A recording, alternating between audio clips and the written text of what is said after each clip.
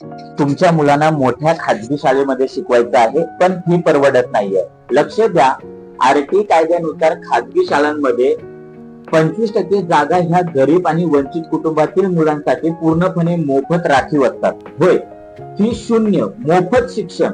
मित्रांनो, 2009 साली शिक्षण हा प्रत्येक मुलाचा मूलभूत हक्क आहे, म्हणून भारत सरकारने राईट टू एज्युकेशन कायदा लागू केला. या कायद्याअंतर्गत 6 ते 14 वर्ष वयोगटातील प्रत्येक मुलाला मोफत आणि सक्तीचे शिक्षण देणे बंधनकारक करण्यात आलेले आहे.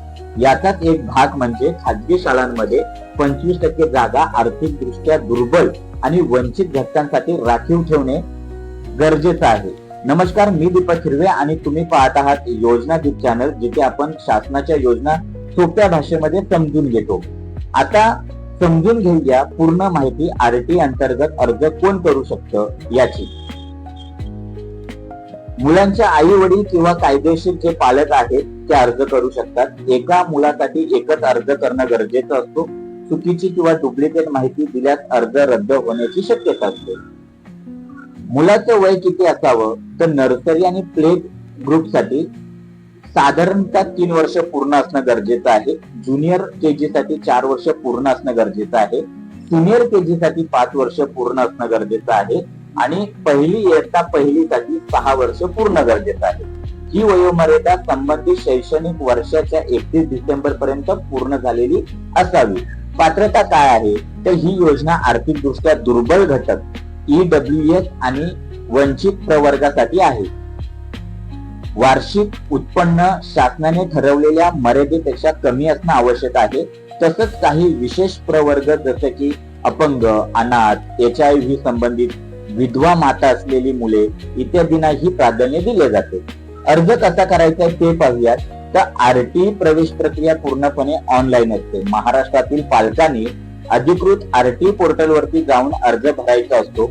अर्ज करताना आपल्या परिसरातील शाळांची निवड करायची असते. साधारणतः 10 शाळांची निवड तुम्हाला करता येते. आता याच्यासाठी काय काय आवश्यक कागदपत्र लागतात ती बघूयात.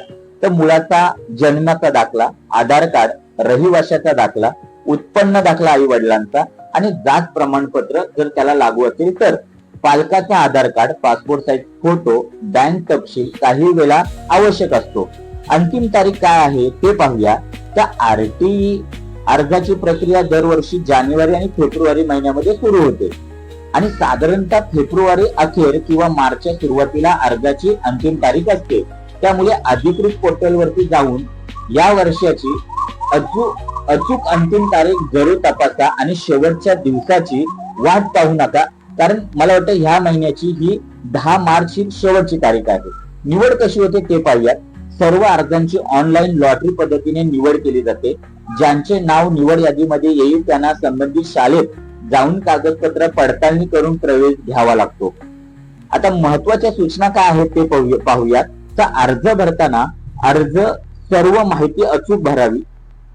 बनावट कागदपत्र देऊ नका. एकच अर्ज भरा आणि अंतिम तारीख अचूक नका, कारण संबंधित माहिती ही उपयुक्त वाटली असेल तर संबंधित व्हिडिओ ही उपयुक्त वाटली असेल तर व्हिडिओला लाईक, शेअर आणि सबस्क्राईब करा. ही व्हिडिओ गरजूंपर्यंत नक्की पोहोचवा. मी दीपक हिरवे पुन्हा भेटूया एका नवीन योजनेसह. तोपर्यंत माहिती या